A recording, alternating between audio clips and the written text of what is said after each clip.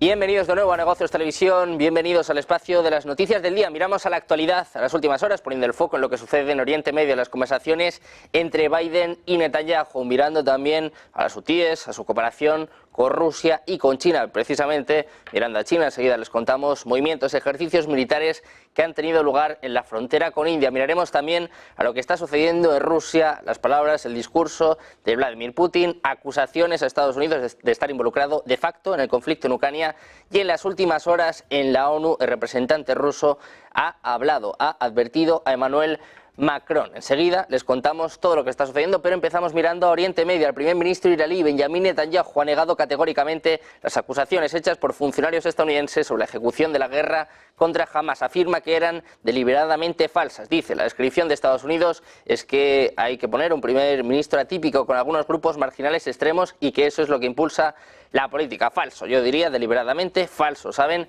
que es falso, pero esa falsedad se perpetra y está mal. Es lo que añadía hablando en Israel ante los dirigentes del AIPAC. Por su parte, la administración Biden ha criticado constantemente la estrategia militar de Netanyahu destinada a erradicar a Hamas. De hecho, se espera, como les contábamos, que ambos líderes hayan hablado en el día de hoy. Les contamos precisamente estas conversaciones. El primer ministro Benjamin Netanyahu y el presidente estadounidense Joe Biden han hablado hoy por teléfono. Es lo que apuntaban funcionarios israelíes a The Times of Israel. Biden inició la conversación, según apuntaba un funcionario. La conversación además se produce en medio de una creciente fricción pública entre el gobierno de Israel y la Casa Blanca por la guerra en Gaza. El presidente estadounidense Joe Biden y el primer ministro israelí Netanyahu han hablado durante 45 minutos este lunes, entre otras cosas sobre la situación en Gaza y también lo que está ocurriendo, lo que viene, sobre todo fijándonos en Rafah. Hablaba también Biden de la necesidad de aumentar la ayuda humanitaria a la franja de Gaza. Es la primera reunión, la primera llamada que ambos líderes mantienen desde el último mes. Hablamos ahora del alto representante para la política exterior de la Unión Europea. Josep Borrell ha asegurado hoy que Israel está provocando hambruna en la franja de Gaza y que está utilizando el hambre como arma de guerra. Decía, sí, vamos a decirlo, el hambre se está utilizando como un arma de guerra, no es una cuestión de falta de suministros. Oímos que hay varios meses de comida almacenados en la frontera egipcia. Decía además, ya basta de lágrimas de cocodrilo respecto a la situación en Gaza y hay que tomar medidas para prevenir lo que está ocurriendo. Lo escuchamos. I hope the UNGA in September will be an opportunity to reinvigorate our global commitment to multilateralism, and I hope that this forum today will send a strong message of the continued support from the European Union and our member states to engage to address humanitarian crisis through the world. Yes, we need good Samaritans. We need people to support people in need, but stop with the crocodile tears. We have to take action in order to prevent what's happening, not only complaining about it. El coordinador de la diplomacia comunitaria y vicepresidente de la Comisión Europea señalaba que acaba de regresar de Washington, donde ha sostenido la misma tesis de que Israel está provocando hambruna, argumentando que hay cientos de camiones que están esperando para entrar en la frontera, pero que no reciben permisos para acceder a la franja. La reacción por parte del ministro de Asuntos Exteriores de Israel Katz, ha criticado este lunes al jefe de política exterior de la Unión Europea, Josep Borrell, que acusaba, como les contábamos, a Israel de provocar el hambre en Gaza. Dice que es hora de que deje de atacar a Israel y que defienda su derecho a la autodefensa contra los crímenes de Hamas. Katz ha subrayado que Israel facilita la entrada de una gran cantidad de ayuda humanitaria en Gaza, a pesar de los graves y violentos disturbios de Hamas contra los convoyes de ayuda y de la UNRWA. Miramos ahora a los hutíes de Yemen. Anuncian que van a cooperar con Rusia y con China, debilitando a los estados occidentales y destruyendo el concepto del mundo multipolar. Decían, en concreto en X, en un comunicado, que existe una constante cooperación y desarrollo en las relaciones entre Yemen, Rusia, China y los estados BRICS, así como un intercambio de conocimientos y experiencias en diversas áreas. Decía, esto es necesario para ahogar a Estados Unidos y Occidente en el fango en torno al Mar Rojo, para empantanarse, debilitarse y volverse incapaces de mantener la unipolaridad. Según el representante huthí, el cambio hacia la multipolaridad en el equilibrio mundial de poderes se produjo después del inicio de la operación militar especial de Rusia en Ucrania. Se aceleró durante la actual escalada del conflicto palestino-israelí, que amenaza con el colapso del proyecto colonial y la hegemonía de Occidente en la región y el mundo. Hablamos ahora del ejército surcoreano. Ha informado de que Corea del Norte lanzó este lunes varios misiles balísticos de corto alcance al mar de Japón, una acción que coincide con la visita a Seúl del secretario estadounidense Anthony Blinken. En concreto, en un comunicado, el Estado Mayor Conjunto surcoreano ha anunciado que su ejército ha detectado varios proyectiles que se cree que son misiles balísticos de corto alcance desde la zona de Sangwon, provincia de Hwanghae del Norte, en torno a eso de las 7:44 hora local. Por su parte, las autoridades japonesas notificaron que Pyongyang habría lanzado al menos 2 proyectiles y que ambos parecen haber caído al agua fuera de la zona económica exclusiva nipona, según ha informado la agencia de noticias Kyodo. Seguimos mirando a Corea del Norte, que habría enviado unos 7.000 contenedores con armas a Rusia para su guerra con Ucrania desde julio, es lo que afirmaba este lunes el ministro de Defensa surcoreano. Rusia y Corea del Norte están sometidas a una serie de sanciones internacionales. Moscú por el conflicto en Ucrania y Pyongyang en concreto por sus pruebas de armas nucleares. Sus dirigentes, Vladimir Putin y Kim Jong-un, celebraron una cumbre en Rusia en septiembre y posteriormente Estados Unidos afirmó que Pyongyang había comenzado a suministrar armas en Moscú. Pues según el ministro de Defensa surcoreano, el número de contenedores enviados de Corea del Norte a Rusia ha alcanzado ya los 7.000. Miramos ahora al expresidente de Estados Unidos, a Donald Trump, acusado este lunes a los medios de noticias falsas y a sus socios demócratas de malinterpretar su declaración sobre un baño de sangre, que algunos aparentemente interpretaron como un llamado a más violencia en caso de que perdieran las elecciones en 2024. En concreto, en un comunicado en sus redes sociales decía: entiendo perfectamente que me refería simplemente a las importaciones permitidas por el corrupto presidente estadounidense Joe Biden, que está matando a la industria del automóvil. El United Auto Workers, pero no sus dirigentes, entienden plenamente lo que quiero decir. Añadía que debido al mandato del actual jefe de Estado sobre vehículos eléctricos, pronto no se fabricarán más coches en Estados Unidos. El expresidente destacó que si fuera elegido, la industria automotriz del país prosperaría como nunca antes. Miramos de nuevo a Biden, a Estados Unidos y a Níger. La Junta Militar de Níger ha anunciado este sábado de manera oficial la rescisión de los acuerdos de cooperación militar que vinculan al país con Estados Unidos, apenas unos días después de una serie de reuniones de trabajo con una delegación estadounidense centradas en la transición militar en curso en Níger y en la cooperación entre ambos países. En concreto, el coronel nigerino Amadou Abradame, en un videocomunicado publicado en X, decía que el gobierno de Níger, teniendo en cuenta las aspiraciones y los intereses de su pueblo, ha decidido con toda respetabilidad abandonar con efecto inmediato el acuerdo relativo al estatuto del personal militar de Estados Unidos y de los empleados civiles de su Departamento de Defensa en los territorios de la República de Níger. El Consejo Nacional para la Salvaguardia de la Patria, como se conoce la Junta Militar, que derrocó el pasado 26 de julio al presidente electo Mohamed Bazoum, ha reafirmado su compromiso solemne y responsable de volver lo antes posible a una vida constitucional normal y ha criticado que Estados Unidos niegue a Níger el derecho a elegir a los socios que le ayudarán en el proceso.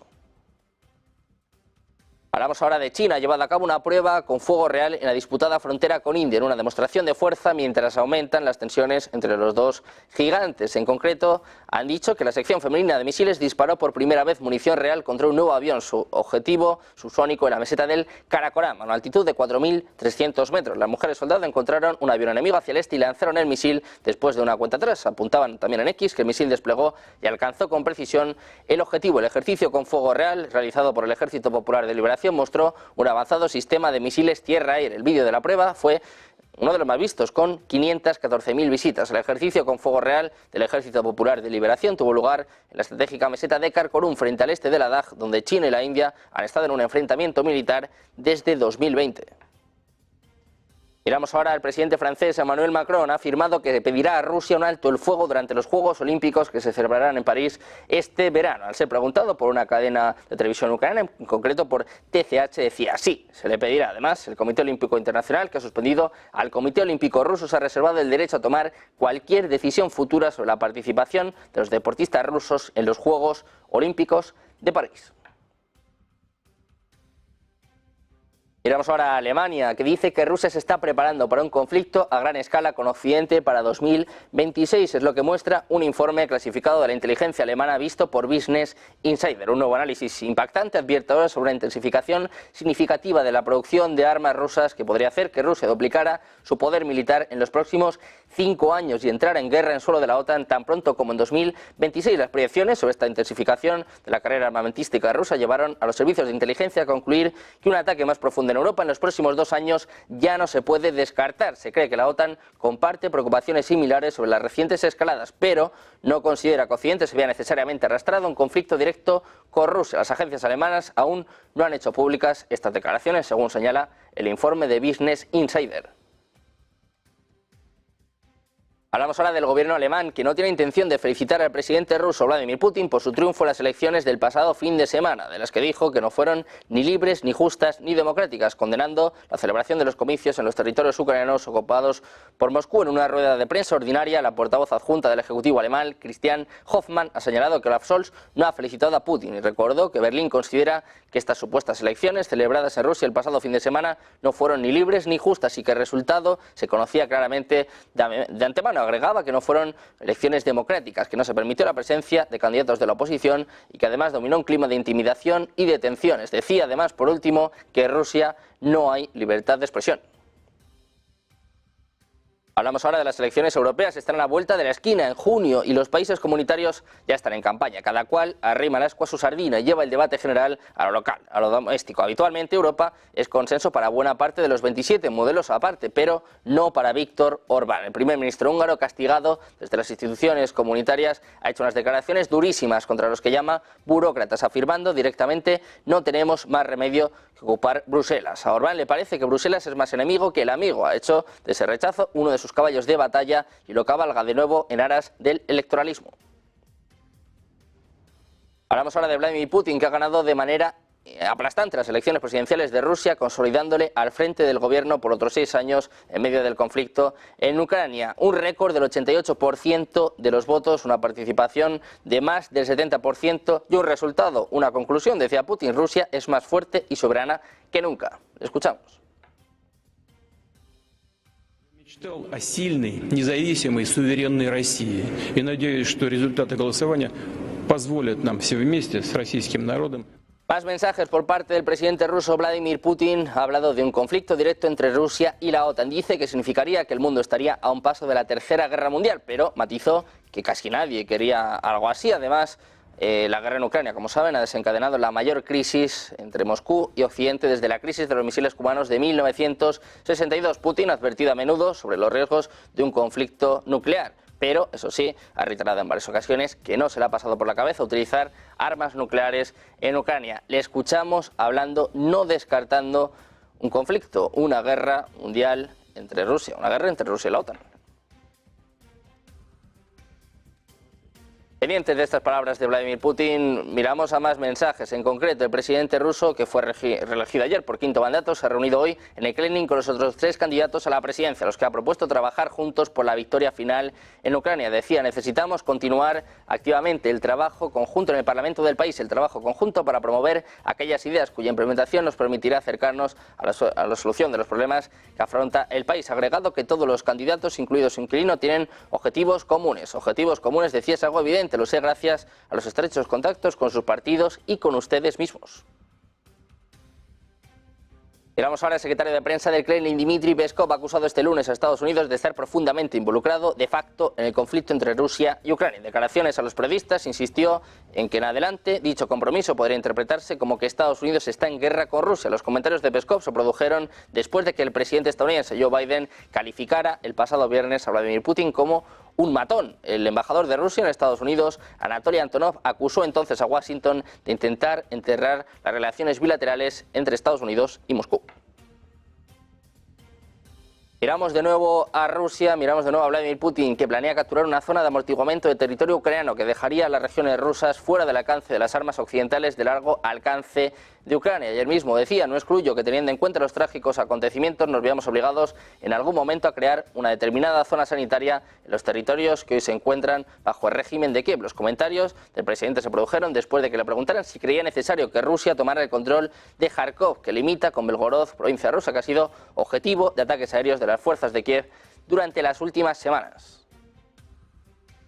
Rusia ha exigido a Alemania que reconozca oficialmente el asedio de Leningrado y otros crímenes cometidos por el Tercer Reich como actos de genocidio contra los pueblos de la Unión Soviética. Según la nota rusa, las acusaciones de Berlín de que la cuestión se resolvió mediante el pago de reparaciones tras la Segunda Guerra Mundial son completamente inaceptables y poco convincentes. Decía básicamente no puede haber ninguna conexión jurídica entre las reparaciones de posguerra y el restablecimiento de la justicia humana para todos los supervivientes del asedio de Leningrado, independientemente de su origen étnico. Miramos ahora a las tensiones entre Francia y Rusia, declaraciones de Emmanuel Macron en las últimas semanas que han caldeado el ambiente, ya saben, el presidente francés hablando, no descartando el envío de tropas a Ucrania, hablando también de cómo hay varios líderes europeos, sobre todo los países bálticos, que estarían de acuerdo con este supuesto. Pues ojo, porque Rusia advierte directamente al presidente francés, advierte directamente a Emmanuel Macron, dice que su retórica está poniendo en peligro una guerra mundial nuclear. El representante de Rusia en la ONU ha dicho que las acusaciones occidentales de que Rusia está dispuesta a utilizar armas nucleares en Ucrania son una insinuación absurda, pero que la retórica de París corre el riesgo de hundir al mundo en el abismo de una guerra nuclear. Hablamos ahora del secretario general de las Naciones Unidas, Antonio Guterres, ha llamado este lunes a Estados Unidos y Rusia a renovar las negociaciones sobre el nuevo tratado START y trabajar para lograr un nuevo acuerdo que lo reemplace. En su intervención en una reunión del Consejo de Seguridad enfatizó la necesidad crítica de que ambas naciones, que poseen los arsenales nucleares más importantes del mundo, den ejemplo en materia de desarme nuclear y reanuden las discusiones para la plena implementación del nuevo tratado START. El atractivo de Guterres proviene del aumento de las tensiones y el estancamiento de las relaciones diplomáticas en torno al control de armas nucleares. Destacó la importancia de reducir los arsenales de armas nucleares y el papel fundamental que desempeñan Estados Unidos y Rusia en este esfuerzo mundial. Hablamos ahora de Ucrania, de las negociaciones sobre la adhesión de Ucrania a la Unión Europea, que pueden comenzar el primer semestre de 2024, es lo que afirmaba Denis Shmyhal, primer ministro ucraniano, en un contexto en el que la Unión Europea acordó iniciar conversaciones de adhesión con Kiev en 2023, pero indicando que tendría que emprender varias reformas antes de poder ser aceptado. El propio Shmyhal decía: esperamos que nuestros socios europeos lo aprueben sin modificaciones adicionales, tal y como propone la Comisión Europea. Añade que Ucrania pretende ejecutar sus deberes de forma muy rápida y cree que este proceso tardará no más de 2 años.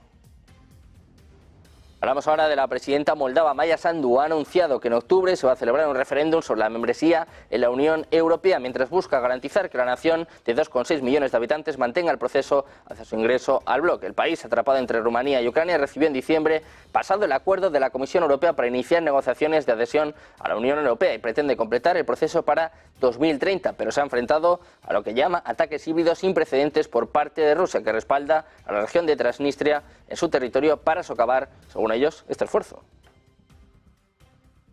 Hablamos ahora del viceprimer ministro polaco y ministro de Defensa, Władysław Kosiniak-Kamysz. Ha dicho este lunes que Varsovia y Berlín activarán su coalición de capacidades blindadas de Ucrania el 26 de marzo y varios países europeos, incluidos Suecia, Italia y Gran Bretaña, han expresado su disposición de participar en esta coalición. En su intervención en la rueda de prensa posterior a la reunión con el ministro de Defensa alemán, Boris Pistorius, en Varsovia, también ha revelado que en julio los grupos de batalla alemanes y polacos se van a unir a las fuerzas de reacción rápida en Europa. Hoy el Consejo Europeo decidió asignar otros 5.000 millones de euros ayuda militar a Ucrania. Moscú acusó anteriormente a Washington de estar profundamente involucrado de facto en el conflicto entre Rusia y Ucrania.